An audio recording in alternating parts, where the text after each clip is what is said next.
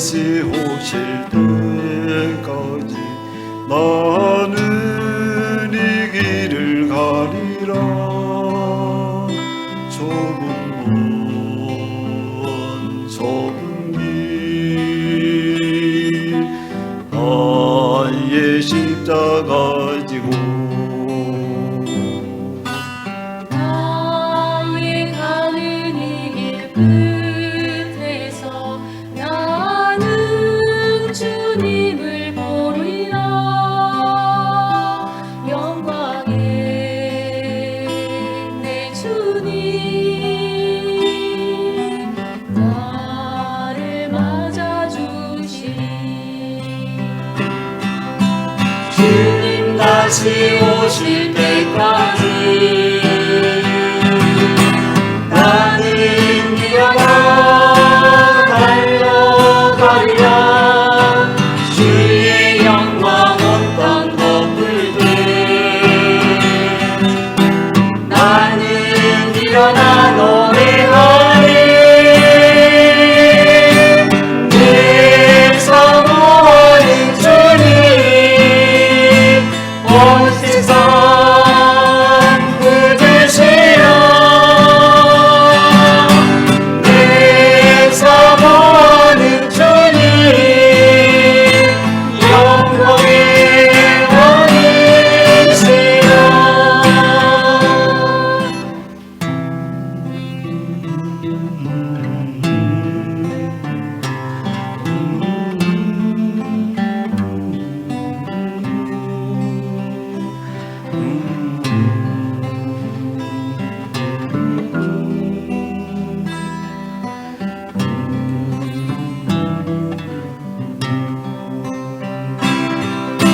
주님 다시 오실 때까지 나는 일어나 달려가리라. 주의 영광 온 땅 덮을 때 나는 일어나 노래하리. 내 사모하는 주님 온 세상 굳으시라. 내 사모하는 주님 영광의 왕이시라. 내 사모하는 주님 온 세상 굳으시라. 내 사모하는 주님 영광의 왕이시라. 영광의 왕이시라.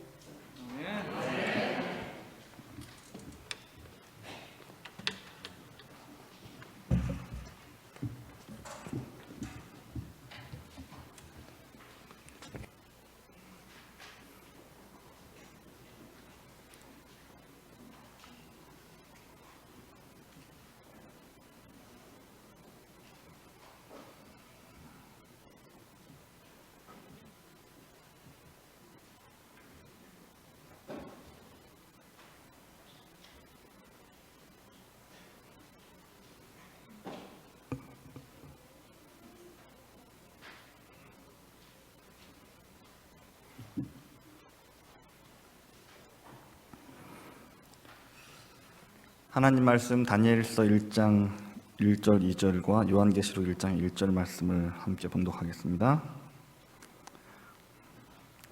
다니엘서 1장 1절과 2절 그리고 요한계시록 1장 1절 말씀입니다. 우리 함께 봉독하겠습니다. 시작. 유다 왕 여호야김이 다스린 지 3년이 되는 해에 바벨론 왕 느부갓네살이 예루살렘에 이르러 성을 에워쌌더니 주께서 유다 왕 여호야김과 하나님의 전 그릇 얼마를 그의 손에 넘기심에 그가 그것을 가지고 신할 땅 자기 신들의 신전에 가져다가 그 신들의 보물 창고에 두었더라. 계시록 1장 1절입니다. 예수 그리스도의 계시라. 이는 하나님이 그에게 주사 반드시 속히 일어날 일들을 그 종들에게 보이시려고 그의 천사를 그 종 요한에게 보내어 알게 하신 것이라. 아멘. 행복한 안식일입니다. 하나님의 전을 찾은 모두에게 하나님의 은혜와 평강이 함께 하시기를 진심으로 축원합니다. 우리 담임 목사님께서 말씀을 주셔야 되는데 저를 세우고 자기는 쏙 빠져버렸어요. 예, 오늘 이 시간에 하지만 우리 말씀으로 또 하나가 되고 또 여천에서 말씀을 전하신 우리 목사님에게도 성령의 권능이 함께 하시기를 기도해 주시기 바랍니다. 오늘 함께 나눌 말씀의 제목은 단계나미. 다니엘서와 요한계시록이 나에게 주는 의미라는 제목입니다. 요즘 젊은 친구들이 말 줄여서 하는 거 여러분 아시죠? 예, 어느 날 저희 집사람이 저한테 뻐정에서 만나 그래. 뻐정에서 만나자는 말이 무슨 말인가? 뭔지 아시죠? 버스 정류장에서 만나자는 얘기죠. 다 줄여 말하더라고. 뭐 별걸 다 줄여 말하는데 한번 줄여봤습니다. 의미가 있다라고 하는 것은 나와 관계가 있다는 말입니다. 오래전에 학교에서 배우신 우리 김춘수님의 꽃이라는 시에 보면 내가 그의 이름을 불러주기 전에는 그는 다만 나 하나의 몸짓에 지나지 않았다. 내가 그의 이름을 불러주었을 때 그는 나에게 와서 꽃이 되었다. 우리들은 모두 무엇이 되고 싶다? 너는 나에게, 나는 너에게 잊혀지지 않는 하나의 눈짓이 되고 싶다. 그렇죠? 지나가는 꽃들이 그냥 나와 관계가 없을 때는 그냥 몸짓에 불과했어요. 바람이 흩날리는. 그런데 나와 관계가 있고 난 다음에는 몸짓이 아니라 눈짓이 되는 것처럼 다니엘서와 요한계시록은 우리에게 너무나 익숙하게 마지막 때 꼭 필요한 말씀이라고 우리가 그렇게 들어왔고 배워왔는데 그 말씀이 그냥 하나의 몸짓이 아니라 눈짓이 되기 위해서는 그 말씀이 나와 관계가 있어야 된다는 것입니다. 나에게 의미가 있어야 된다는 것이죠. 그때 정말 그 말씀이 나에게 살아있는 생명이 되는 것입니다. 어떻게 하면 의미가 있게 될까요? 사실 아무것도 하지 않으면 아무 일이 일어나지 않습니다. 그 말씀이 나에게 의미가 되기 위해서는 그 말씀이 내 삶에서 순종되어지고 그 말씀을 살필 때 내게 주시는 그 성령의 음성을 따라 내가 순종할 때 그 말씀은 의미 있는 말씀이 되는 것입니다. 여러분에게 다니엘서와 요한계시록은 어떤 의미가 있습니까? 다니엘서 하면 무엇이 떠오르시고 요한계시록 하면 여러분에게 무엇이 떠오르십니까? 오늘 짧은 시간에 다니엘서와 요한계시록의 말씀이 어떤 말씀인지, 그리고 그것이 저 개인에게 주는 말씀이 무엇인지, 또 우리 개인에게 어떻게 이 말씀이 의미 있는 말씀이 될 수 있도록 살펴야 할지 좀 살펴보겠습니다. 다니엘서를 먼저 좀 살펴보겠습니다. 여러분 다니엘서 잘 아시죠? 이 다니엘서 말씀을 살피기 전에 우리가 구조를 알아야 하는데, 이제 구조라고 하는 것은 다니엘서를 전체를 관통하는 어떤 뼈대와 같은 것입니다. 근데 우리가 예언서를 공부할 때 교차 대꾸법이란 말 들어보셨죠? 교차 대꾸법이라고 하는 것은 중심주의를 어디다 두는 것입니까? 가운데 두는 것이죠. 다니엘서를 우리가 볼 때 두 가지 방법으로 볼 수 있는데, 여러분 올 초에 배우신 교과책에 보면 이렇게 표현되어 있습니다. 12월 30일 교과책에 보면 다니엘서는 히브리어와 아람어로 기록되었는데 그 중에 2장부터 7장까지는 아람어로 기록되어 있어요.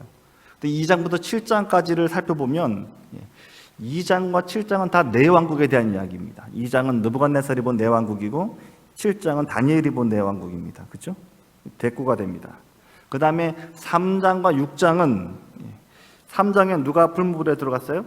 다니엘이 세 친구가 풀무불에 들어갔고 건지신 하나님 이야기입니다. 6장에는 다니엘이 사자굴에 들어갔는데 하나님이 건지신 이야기입니다. 하나님이 고난 속에 있는 당신의 백성을 건지신 이야기입니다. 그리고 가운데 4장과 5장이 있는데 4장은 교만한 느부갓네살을 심판하신 하나님의 이야기죠. 그리고 5장은 교만한 바벨론 벨사사를 심판하신 하나님의 이야기입니다. 4장과 5장이 무슨 이야기입니까? 심판에 대한 이야기죠. 다니엘서의 가장 중요한 이야기가 무엇임을 알 수 있습니까? 심판이라는 사실을 알 수 있습니다. 1장부터 12장까지 각 주제별로 각 장의 주제를 가지고 우리가 또 다니엘서를 이해할 수 있습니다. 1장에 어떤 내용이 있는지, 2장에 어떤 내용이 있는지 우리가 한번 쭉 보고 눈을 감고 나서 다니엘서 3장에는 어떤 내용이 있었지, 5장에 어떤 내용이 있었지, 우리가 이렇게 한번 살펴볼 수도 있는 것입니다. 말씀드린 것처럼 다니엘서는 하나님이 지금 무엇을 하고 계시는가, 하나님이 지금 심판하고 계시다는 내용을 말씀하고 있습니다. 다니엘의 이름부터가 그렇죠? 하나님은 나의 재판장이라는 것입니다. 심판장이라는 것이죠. 다니엘서 1장 1절과 2절에 보면 그 심판하신 하나님의 모습이 바로 등장하고 있습니다. 1장 1절에는 바벨론 왕 느부갓네살이 예루살렘을 에워쌌다라고 표현하고 있는데, 같은 내용을 1장 2절에는 하나님이 넘겨주셨다라고 표현하고 있어요. 각각 주어가 다릅니다. 1장 1절에는 느부갓네살이 에워쌌고요, 1장 2절에는 하나님이 넘겨주신 거예요. 똑같은 내용을 다르게 보고 있죠. 그럼 진짜 주어는 무엇입니까? 바벨론 왕이 잘해서 이긴 거예요? 하나님이 넘겨주셨다는 것이죠. 1장부터 심판 이야기를 하고 있습니다. 잘 보세요. 1장에 3번 나오는 넘기셨다, 얻게 하신다, 주셨다라고 하는 말은 다 똑같은 히브리어 나탄이라고 하는 말인데, 1장 2절에서는 하나님이 한 나라를 취하셨어, 불순종한 한 나라를 넘기시는 이야기입니다. 심판하시는 것이죠. 1장 9절에는 뜻을 정하여서 왕의 진미와 포도주로 자기를 더럽히지 않겠다고 결심한 다니엘과 세 청년을 위해서 하나님께서 환관장에게 긍휼의 마음을 얻도록 하셨습니다. 하나님이 긍휼의 마음을 주신 것이죠. 그리고 3년 동안 뜻을 정하여 성실하게 바벨론 공부를 한 이 세 젊은이에게, 다니엘과 네 소년에게 하나님이 학문을 주십니다. 하나님이 심판하신 것이죠. 우리는 이 사실을 통해서 분명하게 기억해야 합니다. 심판이 있다는 사실을 기억해야 하는 것이죠. 그리고 두려워해야 합니다. 첫째 전사가 주는 우리의 기별은 무엇입니까? 하나님을 두려워하라는 것이죠. 그에게 영광을 돌리라는 것입니다. 왜냐하면 심판이 이르렀기 때문입니다. 한편으로 우리는 기대해야 합니다. 왜냐하면 하나님께서 신실한 자들의 원한을 갚으실 것이기 때문입니다. 충성스러운 자들에게 하나님께서 믿음의 상을 허락해 주실 것이기 때문이죠. 이것이 다니엘서의 계율입니다. 우리가 잘 알고 있는 다니엘서 복습한 것입니다. 그러면 여러분, 이 다니엘서가 여러분에게는 어떤 의미가 있었습니까? 여러분께서도 이 다니엘서 말씀 중에서 가장 붙잡고 있는 말씀은 무엇인가요?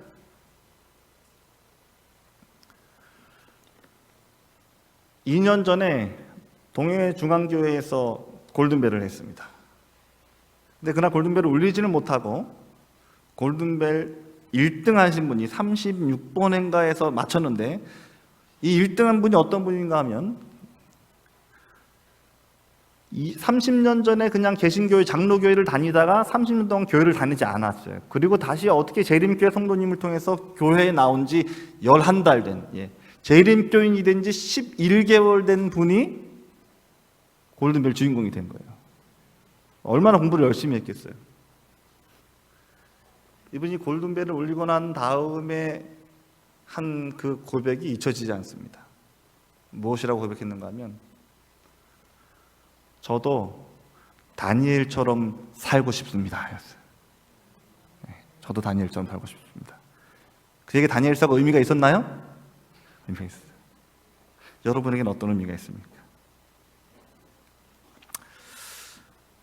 저에게 있어서 다니엘서의 의미는 이 다니엘서 6장 10절입니다. 우리 같이 한번 읽어볼까요? 시작.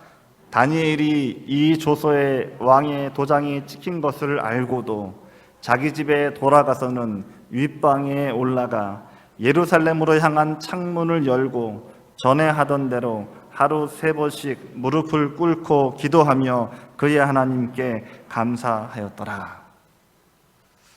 저는 이 말씀을 생각할 때마다 자꾸 어떻게라는 질문이 떠오릅니다.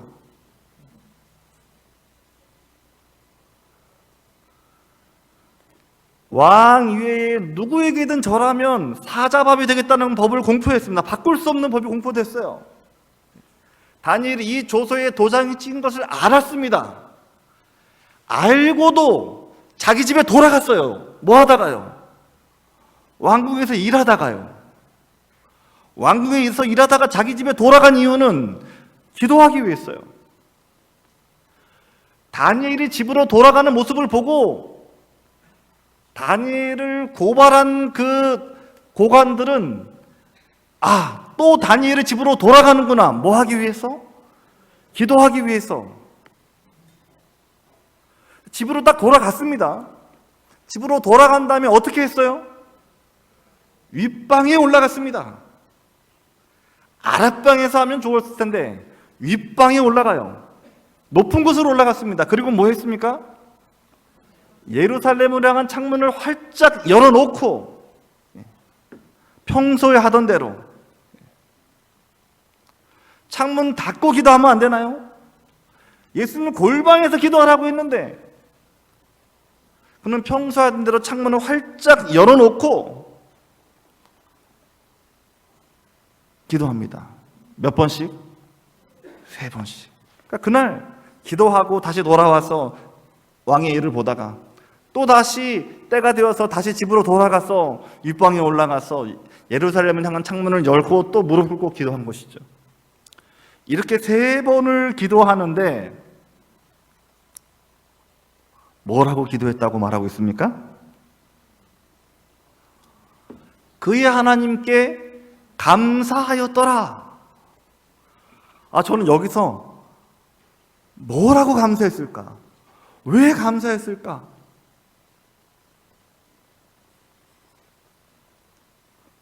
여러분이라면 뭐라고 감사하셨겠습니까? 감사할 내용이 있습니까? 사자굴에서 건지실 것을 저는 믿고 감사합니다. 이렇게 기도했을까요? 어떤 감사를 드렸을까? 저는 감사하는 다니엘의 모습이 너무 감명 깊었습니다. 죽을 것을 알고도 감사한 이 다니엘처럼 나도 그렇게 감사해보자. 감사해보자. 그래서 제가 그동안 오랫동안 마음의 숙제로 놓였던 그 일을 제가 하게 됐는데 그것이 무엇인가 하면 감사일기를 쓰는 것이었습니다. 그래서 감사일기를 제 SNS에다 제가 그냥 누군가에게 보여주기보다는 그냥 제 실천하기 위해서 제가 올립니다. 그리고 혹시 누군가가 이 감사를 보고 또 용기를 얻을 수 있었으면 좋겠다, 희망을 좀 발견할 수 있으면 좋겠다는 마음으로 올려요. 제 감사일기의 제목은 단감입니다. 단감. 왜 단감이죠? 단감 있죠? 왜 단감일까요? 첫째는 다니엘의 감사, 줄여서 다니엘의 감사. 다니엘의 감사. 그리고 단감이 뭐예요? 달달하잖아요. 달달하잖아요. 그래서 단감. 부르기도 좋고 의미도 없고 제가 단감 이렇게 해서 올립니다. 최근에 그냥 제가 올린 단감이에요. 하루는 안식일 날 이렇게 월요일 날 아침 예배 부르는데 아침 예배 그 찬미가 너무 좋았어요. 사랑해 주 예수님이 함께 계시면 모든 슬픔 기쁨이 되리. 너무 좋다. 그래, 하나님 함께 계시면 모든 슬픔이 기쁨 될 수 있지. 지난 안식일이 있습니다. 두 번째 건, 지난 안식일에 그날 하루 종일 저희가 무슨 세미나가 있어가지고 강의를 들었는데, 강의 중간 한 시간 정도 남는 시간에 길을 걷다가 동백꽃을 본 거예요. 제가 한 송이 딱 피어 있는데 얼마나 예쁘든지 너무 좋다, 너무 감사하다. 오른쪽에 있는 건 저 양상치인데, 어느 날 저희 3일 전인가 제 아는 친구가 양상치 필요하냐고 그래서 조금만 갖다 달라고 그랬더니 이 친구가 한 상자를 저희 집 문 앞에 갖다 놓고 갔어요. 이거 어떻게 해야 되지? 고민하다가 저희 그 연합회 사택 빌라에 사시는 사택 식구들에게 제가 올려놨어요. 이렇게 양상치가 온데 필요하신 분 제가 1층 갖다 놓을 테니까 가져가시라고. 근데 거의 다 가져갔어요. 다 팔렸어요. 나한테 다 고맙다 그러는 거예요. 그래서 왜 나한테 고맙다 그러지? 제가 준 거긴 하지만 나도 받은 건데, 이러면서 이거 축복의 통로가 이런 거구나, 감사하다. 제가 그러면서 느낀 것이 하나 있습니다. 범사에 감사하라고 하는 그분의 말씀은 진리구나. 어떤 순간에도 잠깐 물어볼 것, 하나님 제가 오늘 무엇을 감사할 거야 하면 하나님 제게 감사한 일을 깨닫게 해주세요. 아주 평범한 일, 그냥 지나가 버린 일이라 할지라도 하나님 깨닫게 해주시는 것입니다. 매일 저로 감사하게 하시더라고요. 그러니까 제가 또 좋아지는 점이 뭐가 있는가 하면 감사할 조건을 자꾸 찾게 되는 것입니다. 오늘은 어떤 감사가 있을까? 아주 평범한 일이지만 참 감사하다. 그리고 가족 저녁 예배 시간에 우리 오늘 전사님께서 예배에 대한 말씀을 해주셨는데, 저녁 예배 시간에 저희는 가족 예배 시간에 감사할 조건들을 가지고 이렇게 이야기를 나눕니다. 그럼 아직 철이 없는 저희 딸내미는 오늘 맛있는 거 먹어서 고맙고, 자기가 좋아하는 스포츠팀이 이겨서 고맙고, 이런 거 해요. 그렇지만 감사를 훈련을 하는 것이죠. 감사를 훈련하는 것입니다. 감사가 훈련되지 않으면 우리 인생이 불행해지게 되어 있습니다. 이스라엘 백성들이 광야에서 실패한 이유가 무엇이었습니까? 감사하는 대신에 불평하고 원망했기 때문입니다. 지금 세상은 어떻습니까? 지금 우리 교회는 어떻습니까? 불평할 일이 많습니까? 감사할 일이 많습니까? 하나님은 이런 세상이지만 감사하기를 원하십니다. 감사를 실천해야 되겠다. 이것이 저에게 있어서의 다니엘서의 의미입니다. 여러분이 다니엘서를 살피게 때 여러분에게도 분명 어떤 깨우침이 있을 것입니다. 그러나 그 깨우침에서 끝나고 아무것도 하지 않으면 아무 일도 일어나지 않을 것입니다. 그러나 여러분이 실천하게 된다면 여러분을 통해서 행하시는 하나님의 은혜를 여러분도 경험하게 될 것입니다. 다니엘서 어떻게 공부하면 좋을까요? 첫째, 읽는 것부터 시작하는 것이죠. 각 장에 어떤 주제가 있는지 살펴보면서 읽는 것입니다.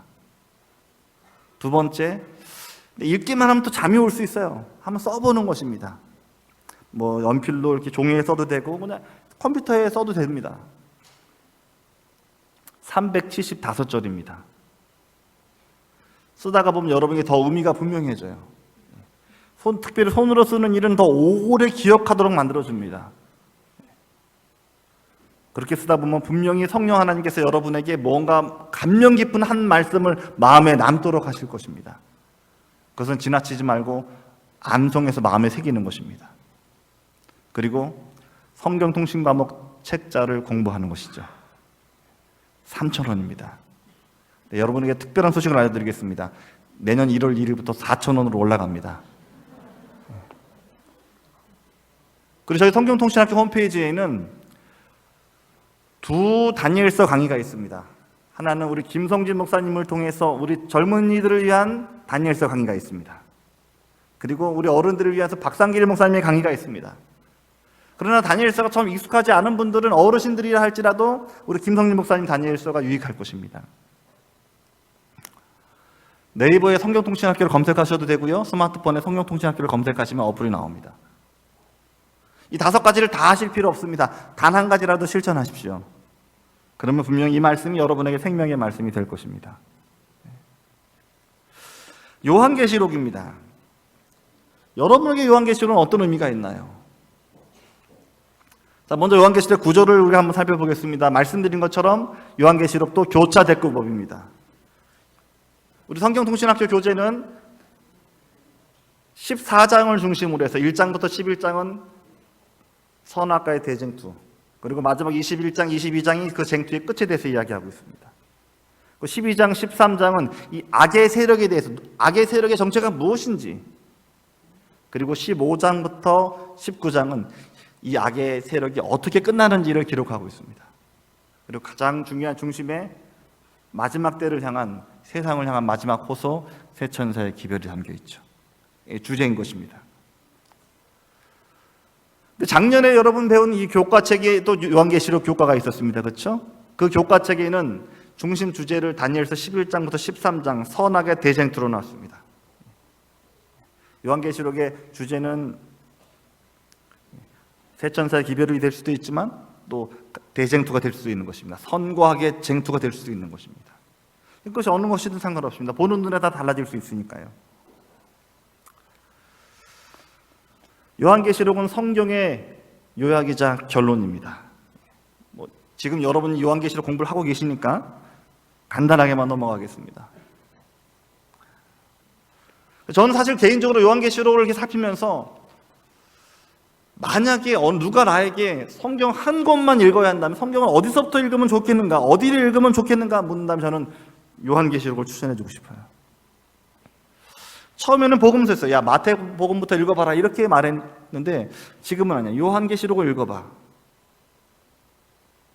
왜 복음서가 아니고 요한계시록입니까? 우리가 아는 것처럼 요한계시록은 처음 시작부터 다니엘 1장 1절은 처음 시작부터 심판에 대한 말씀을 하고 있다면 요한계시록은 처음 1장 1절 시작부터 예수 그리스도의 계시라, 예수님 이야기를 하고 있는 것입니다. 마지막 때 속히 일어날 일들을 말하고 있습니다. 우리가 아는 것처럼 그 마지막 때 속히 일어날 일들은 예수님이 다시 오시는 일이죠. 이 요한계시록은 이 중요한 말씀들을 계속 반복하고 있음을 보게 되는데 여기 속히 일어날 일들에 대해서도 8번이나 반복하고 있는데 그 중에 6번은 예수님이 다시 오신다는 이야기입니다. 다시 오신다는 이야기. 그렇기 때문에 다니엘서를 살폈을 때는 주님이 심판하시겠구나, 마지막 때 어떻게 살아야 하지? 라고 하는 것을 깨닫는다면 요한계시록을 다 살폈을 때는 무엇을 깨닫게 되는가? 정말 예수님이 곧 오시겠구나. 곧 오시겠구나. 여러분, 이렇게 등산 가시면, 제가 어제 설악산 올라갔다는 얘기를 해드렸는데 올라가면서 너무 힘드니까 내려온 사람들이 너무 부러운 거예요. 그거 내려온 사람들한테 물어보잖아요. 뭐라고 물어봐요? 얼마나 남았냐고 물어봐요. 그럼 사람들 다 똑같이 거짓말하죠. 뭐라고 거짓말해요? 금방 얼마 안 남았다 거짓말하잖아요. 가보자 하는 사람한테는 그게 정말 얼마 남지 않은, 가보자 하는 사람한테는 이게 정말 막 끝도 없이 먼 것 같은데 갔다 온 사람한테는 진짜 금방이라고 말하는 거예요. 갔다 왔기 때문에. 요한계시록을 자세히 살피고 또 살피는 사람에게는 이게 금방이에요. 곧 오시는 것입니다. 정말 곧 예수님이 오시겠구나 깨달아져요. 예수님이 정말 문 앞에 계시는구나 확인하게 되는 것입니다. 그러나 이 말씀을 살피지 않은 사람에게는 요한계시록이 멀리 있는 것이죠. 예수님의 오심이 멀리 있는 것이죠. 곧 안 올 것처럼 보여지는 것입니다. 그러면 이 요한계시록이 우리에게 주는 의미는, 저에게 주는 의미는 무엇이었을까요? 저는 개인적으로 요한계시록 18장 4절 말씀을 좋아합니다. 같이 한번 읽어보겠습니다. 시작. 또 내가 들으니 하늘로부터 다른 음성이 나서 이르되 내 백성아 거기서 나와 그의 죄에 참여하지 말고 그가 받을 재앙들을 받지 말라. 요한계시록 18장에는 요한계시록 14장에서의 그 두 번째 천사의 기별을 다시 한번 반복해서 말씀하십니다. 바벨론이 무너졌다라고 말씀하시면서 바벨론에서 나와, 거기서 나와, 바벨론에서 나와라. 무너진 바벨론에서 나와서 그의 죄에 참여하지 말고 그가 받을 재앙들을 받지 말아라라고 말씀하세요. 그럼 여러분, 어떻게 하는 것이 바벨론에서 나오는 것입니까? 우리가 아는 것처럼 이 바벨의 시작은 바벨탑이었습니다. 노아 홍수 이후에 지어진 그때 바벨탑은 무너졌죠. 느부갓네살이 세운 바벨 성도 무너졌습니다. 그리고 마지막 때의 바벨론도 무너졌다고 말씀하십니다. 그러면서 나오라고 말씀하시죠. 그럼 여러분, 어떻게 하는 것이 바벨론에서 나오는 것입니까? 아주 뜬금없는 질문 같지만 저에게 그런 질문이 생겼습니다. 어떻게 하는 것이 바벨론에서 나오는 거지? 세상에서 나오는 것? 시골 생활하는 것인가요? 바벨론이 이 세상이라고 하면 어디서 나와서 어디로 가야 됩니까? 교회로 가야 되나요? 저에게 이것에 대한 궁금증과 또 마음의 질문들이 생겼습니다.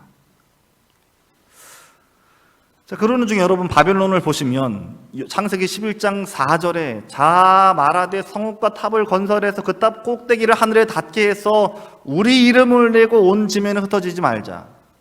다니엘 4장 30절에 바벨론 성을 바라보면서 나 왕이 말하여 이르되 이 큰 바벨론은 내가 능력과 건세로 건설해서 나의 도성으로 삼고 이것으로 내 위엄의 영광을 나타낸 것이 아니냐. 계속 18장 7절에 그가 얼마나 자기를 영화롭게 하였으며 삭제하였든지 그만큼 고통과 애통함으로 갚아주라. 그가 마음에 말하기를 나는 여왕으로 앉은 자요 과부가 아니라 결단코 애통함을 당하지 아니하리라. 바벨론에서 하는 말이에요. 그럼 결국 바벨론이라고 하는 것은 바벨론에서 나온다고 하는 것은 눈에 보여지는 유형의 어떤 세상이나 나라에서 나오는 것이 아니에요. 바벨론에서 나온다라고 하는 것은 생각과 사상에서 나오는 것입니다. 익숙해진 나라고 하는 그 생각 속에서 나오는 것입니다. 여기 공통적으로 드러나는 게 나잖아요. 그렇죠? 내 이름을 드러내고 내 위엄과 영광을 나타내고 내가 주인공이고 나는 망하지 않고 나는 수치함을 당하지 않겠다는 나 중심적인 생각에서 나오는 것이죠. 내가 무엇을 해야 되고 내가 기쁨을 누려야 한다라고 하는 생각에서 나오는 것입니다. 세상이 얼마나 나 중심적인지 분명 마지막 때의 세상은 자기를 사랑하기 때문에 돈을 사랑하게 되고 자랑하는 일이 있겠다고 그랬습니다. 가만히 생각해보면 요즘에 하는 SNS는 그런 일들의 일환일 수 있어요. 그렇죠? 여러분 관종이라는 말 아십니까? 관종. 우리 청년들, 학생들은 압니다. 관종이란 말이 무슨 말이냐면 관심종자예요. 관심종자. 관심 받고 싶어 하는 거예요. 관심병자예요. 제가 이 SNS에 단가 물을 때 우리 집사람이 저한테 얘기합니다. 당신도 관종이야 이렇게 이야기해요. 관심 받고 싶어서 올리지. 저도 고민해요. 내가 정말 관심 받고 싶어서 올리는가? 세상이 점점 관심 받는 일에 갈망함을 느끼고 있어요.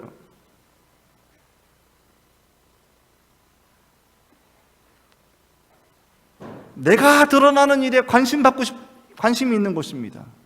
몰두하고 있는 것이죠. 하나님이 여기서 나오라고 말씀하시는 것입니다.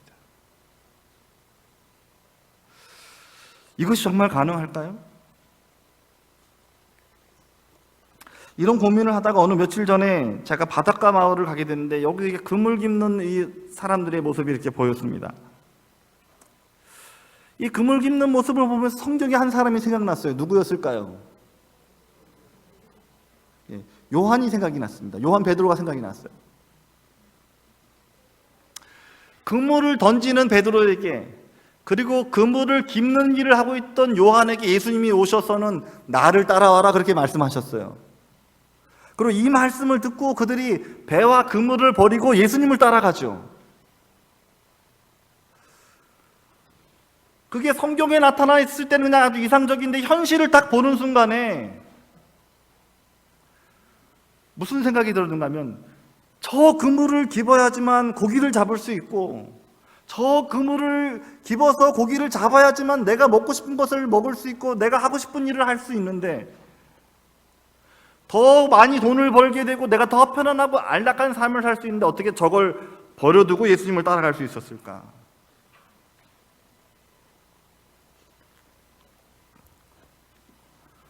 고민하면서 얻은 답은 무엇인가? 왜 어떻게 내려놓을 수 있었는가? 오늘 교과 시간에 우리 전사님 하신 말씀이에요. 선생님 중간에 어떤 말씀 하셨는가 하면, 사람은 본능적으로 더 좋은 것 있으면 덜 좋은 거 내려놓는다 그랬어요. 이거 외에 다른 답을 찾을 수가 없었어요. 그러는 가운데 시대소망 22페이지에 이런 말씀을 발견합니다. 같이 한번 읽어볼까요? 시작.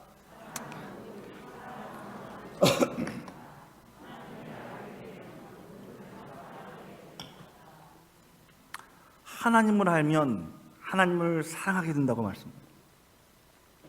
하나님을 사랑하게 되면 덜 사랑하는 것을 내려놓게 되는 것이죠. 말씀드린 것처럼 요한계시록의 주제는 예수님 그리스도입니다. 예수님이에요. 예수님을 살피게 될 때, 예수님을 알게 될 때, 그 다음 다른 것들을 내려놓게 되는 것입니다. 바벨론에서 나오게 되는 것이죠. 그물을 긋는 일이 생계가 달리는 중요한 일이었지만, 나를 부유하게 만드는 일이었지만, 나를 즐겁게 하는 일이었지만 내려놓는 것처럼, 그리고 따라간 것처럼, 요한계시록에서 발견되는 그 예수님의 모습을 바라볼 때 내가 할 수 있는 일이 없구나, 내려놓게 되는 것입니다. 나를 위해서 예수님이 대신하셨어, 예수님이 대신해 주실 거야 라고 하는 믿음으로 내려놓게 되는 것입니다. 그래서 요즘 제가 자주 드리는 기도 중에 하는 제목은 무엇인가 하면, 예수님, 제가 믿음이 너무 없습니다. 저의 믿음 없음을 도와주십시오. 주님, 정말 제가 너무 믿음이 없습니다. 제가 여전히 걱정하고 있습니다. 여전히 놓지 못하고 있습니다. 주님, 이 생각에서 제가 벗어날 수 있도록 저에게 믿음을 주십시오. 그리고 다 내려놓고 주님의 뜻이 저를 통해 이루어지도록 도와주십시오. 여러분도 요한계시록을 살피게 될 때 예수님을 보게 될 것입니다. 더 사랑하게 될 것이고, 사랑하게 됨으로 믿음으로 모든 일을 내려놓게 될 것입니다. 그것이 바벨론에서 나오는 것입니다. 어떻게 공부하면 좋을까요? 똑같은 방법입니다. 여기 익숙한 얼굴 있죠? 보고 계세요? 여러분, 요한계시록 동영상 강의가 그냥 찍어진 게 아닙니다. 제가 우연히 작년 4월에 호남 앞에서 세미나가 있어가지고 참석했는데, 그때 안식일 어느 교회를 갈까 하다가 이 교회에 참석했어요. 그날 이정환 목사님께서 금요일 토요일 말씀하시는 말씀을 듣고, 저분이다. 그리고 제가 한 달 뒤에 기도하고 만나가지고 요청했더니 순종하셨어요. 그리고 1년 반 만에 드디어 이정환 목사의 요한계시록 28편 강의가 나왔습니다. 자부심을 가지십시오. 다 보셨죠, 여러분? 이런 여러분 담임 목사님이시라니까요. 말씀이 너무 좋습니다. 제가 이 말씀을 보고, 때가 이게 뭐라고 할까, 다시 이제 자막 편집을 하기 위해서 제가 다시 원고를 보고 또 원고를 보면서 자꾸 제가 전화해요, 이정환 목사님한테. 이 목사님, 볼수록 말씀이 너무 좋아요. 너무 고맙습니다. 시간을 줄여야 하기 때문에 아주 자세한 설명은 되어 있지 않습니다. 그러나 여러분이 요한계시록 책자를 보시고 강의를 들으시면 유익할 것입니다. 아, 이 목사님 정말 기도하며 이 말씀을 준비했구나 확인하게 될 것입니다. 자, 여러분 어느 것 한 가지라도 실천하시되 가능하면 저 5번 이정환 목사의 강의를 꼭 함께 들으시면 유익이 될 것입니다. 자, 주의사항은 지나가고 저희가 지금 요한계시록 이벤트를 하고 있어요. 예. 요한계시록 우리 청소년들이 많이 참여할 수 있도록 저희가 요한계시록 이수하는 사람들이 사진 찍어서 올리면 추첨해서 아이팟 프로 하나씩 드리는 이벤트 하고 있고요. 또 매일 아침 10시에 올리는 퀴즈에 1등으로 댓글 다시는 분에게 10,000원 상품권, 또 한 달 동안 이렇게 모아서 가장 많은 댓글 다시는 분에게 아이팟 프로 선물로 드리고 있습니다. 그래서 함께 참여하시면 유익이 될 거라 생각되어지고요. 말씀을 정리하면서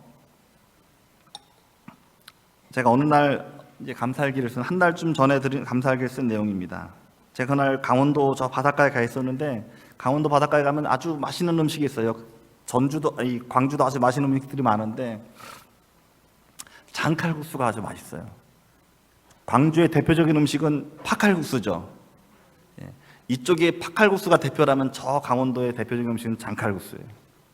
장칼국수를 제가 아주 맛있게 먹으면서 문득 이 음식이 맛있는데, 근데 제가 자꾸 이 먹으면서 그날 금요일 저녁에 목사님이 주신 말씀이 자꾸 생각이 나는 거예요. 말씀이 자꾸 제 머릿속에 지워지지 않는 거예요. 그래서 제가 맛있는 음식을 먹는 일은 행복한 일이다. 그런데 더 행복한 일은 말씀을 듣는 일이다. 지난 안식일 첫 시간 삼손에 대해 주신 말씀이 자꾸 생각이 난다. 왜 살아야 하는지, 어떻게 살아야 하는지 방향성을 제시해 주셨다. 주신 말씀대로 살기로 결심해 본다. 참 감사하다. 여러분, 말씀이 자꾸 생각났던 이유가 무엇일까요? 그 이유는 분명합니다. 하나님의 말씀이 살아있기 때문입니다. 말씀은 살아있어서 우리의 삶을 변화시킵니다. 말씀은 활력이 있어서, 생명력이 있어서 여러분의 마음에 파고들어서 그 말씀대로 순종하도록 여러분을 이끌어줍니다. 그 말씀을 따라 살 때에 하나님의 형상으로 우리의 삶을 변화시켜 주시는 하나님의 은혜를 경험하게 될 것입니다. 특별히 다니엘서와 요한계시록 마지막 때를 향해 주신 이 말씀은 오늘 우리에게 꼭 생긴 것 같은 말씀입니다. 이 말씀이 지나가는 몸짓이 아니라 나에게 의미 있는 눈짓이 되기를 간절히 바랍니다. 그래서 곧 오실 예수님의 재림을 환영하는 우리 서중앙교회 모든 믿음의 가족 되기를 간절히 바라면서 말씀 마치겠습니다.